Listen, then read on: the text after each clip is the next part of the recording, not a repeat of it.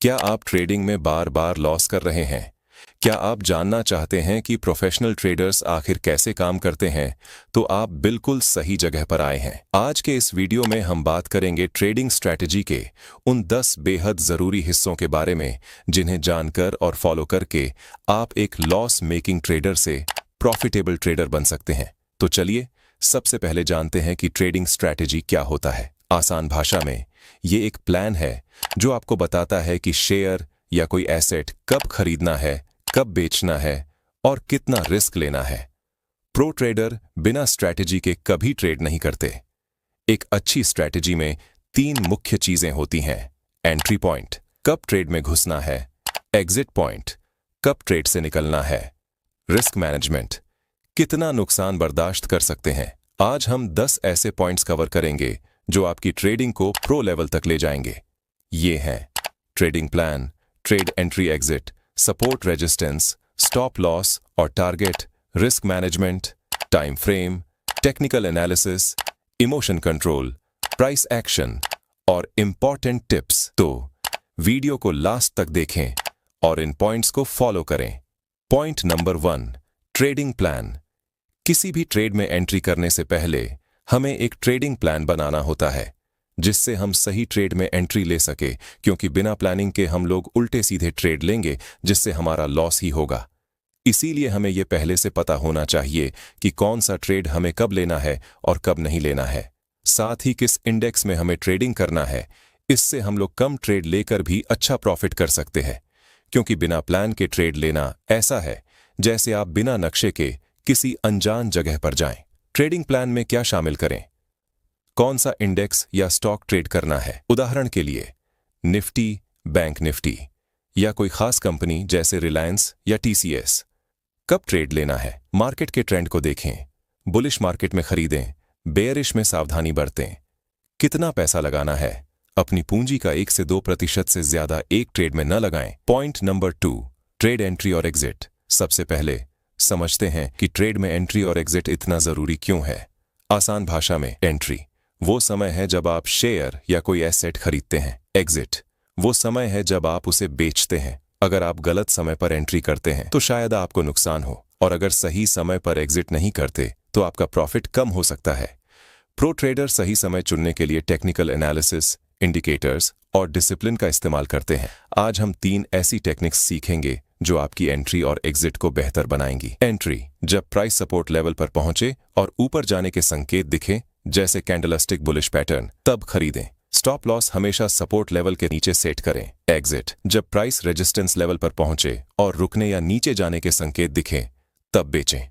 अगर रेजिस्टेंस टूटता है तो इंतजार करें और नया टारगेट सेट करें। जैसे मान लो आपने कोई शेयर स्पोर्ट पर 100 रुपए में खरीदा और स्टॉप लॉस लगाया 80 रुपए का और टारगेट रखा पहले रेजिस्टेंस पर जो है 150 रुपए, लेकिन प्राइस 160 रुपए पर चला गया और दूसरा रेजिस्टेंस है 200 रुपए, तो आप दूसरे रेजिस्टेंस तक का वेट कर सकते हैं।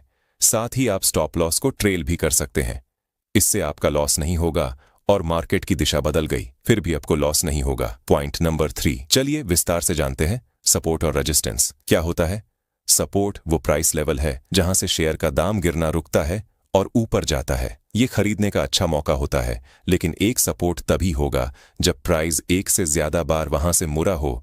इससे आप सपोर्ट लाइन भी ड्रॉ कर सकते हैं। रेजिस्टेंस वो प्राइस लेवल जहां से शेयर का दाम ऊपर जाना रुकता है और नीचे आता है। ये बेचने का सही समय हो सकता है, लेकिन एक बात हमेशा याद रखें, जब भी आप सपोर्ट या रेजिस्टेंस लेवल के ब्रेकआउट पर ट्रेड में एंट्री करते हैं तो रिटेस्ट होने का वेट करें।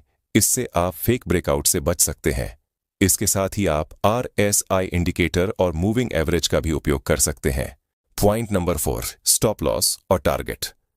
किसी भी ट्रेड में एंट्री करने से पहले हमें यह पता होना चाहिए कि स्टॉप लॉस कितना रखे और टारगेट कितना रखे। तो चलिए सबसे पहले जानते हैं कि हमें स्टॉप लॉस कितना रखना चाहिए। तो स्टॉप लॉस कभी भी हमें ऐसे लेवल पर रखना चाहिए जहां से हिट होने का चांस कम हो। कुछ लोग स्टॉप लॉस को बिल्कुल छोटा रख देते हैं जिससे वो बार बार हिट हो जाता है और अच्छा सेटअप होने के बाद भी लॉस कर देते हैं और प्रॉफिट नहीं होता है और धीरे धीरे बड़ा लॉस हो जाता है।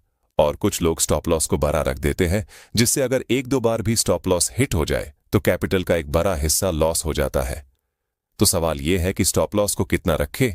तो अगर आप सपोर्ट को देखकर कोई ट्रेड ले रहे हैं तो स्टॉप लॉस को सपोर्ट से थोड़ा नीचे रखें, जिससे आपका स्टॉप लॉस हिट होने का चांस कम हो। Point number 5, risk management. किसी भी ट्रेडर के लिए रिस्क मैनेजमेंट बहुत इंपॉर्टेंट होता है। चलिए जानते हैं रिस्क मैनेजमेंट क्या होता है। रिस्क मैनेजमेंट का मतलब है कि आप ट्रेडिंग में होने वाले नुकसान को कंट्रोल करें। ट्रेडिंग में मुनाफा और नुकसान दोनों होते हैं, लेकिन अगर आप सही रणनीति अपनाते हैं तो नुकसान को कम कर सकते हैं। आसान शब्दों में ये एक ऐसा प्लान है जो आपके पैसे को डूबने से बचाता है।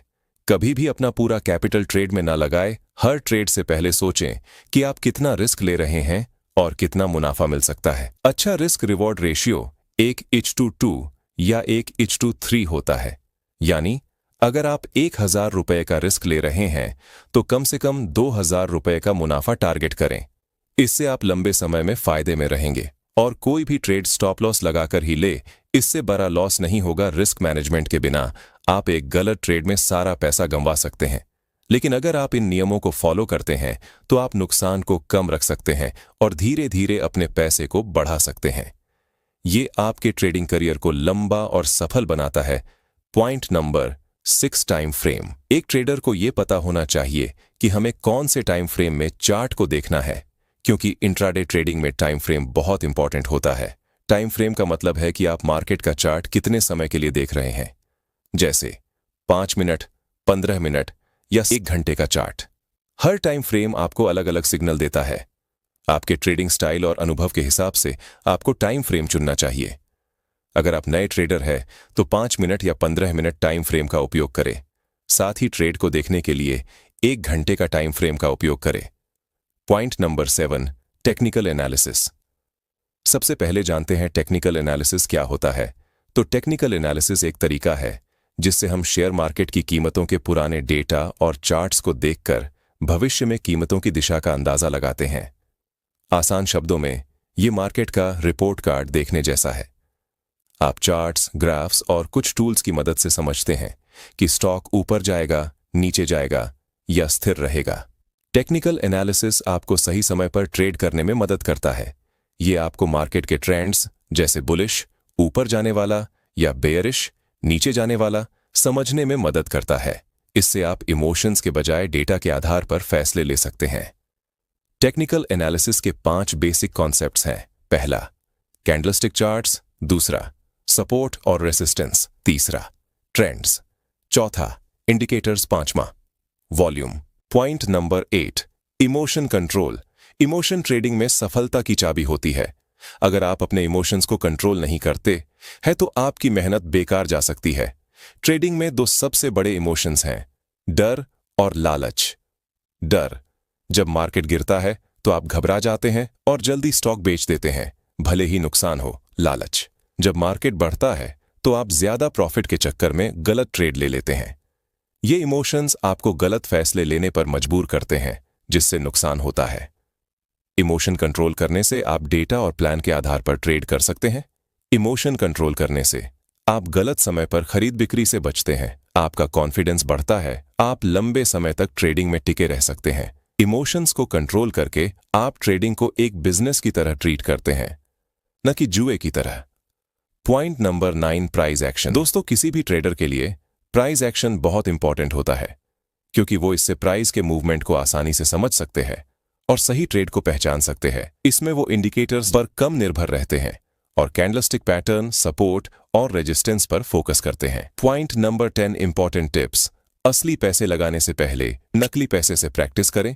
इससे आप स्ट्रैटेजी टेस्ट कर सकते हैं और कॉन्फिडेंस बढ़ेगा।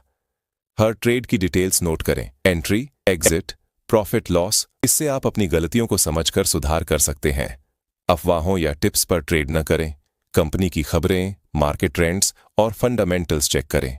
ट्रेडिंग में हमेशा कुछ नया सीखने को मिलता है। यूट्यूब या किताबों से नॉलेज बढ़ाएं।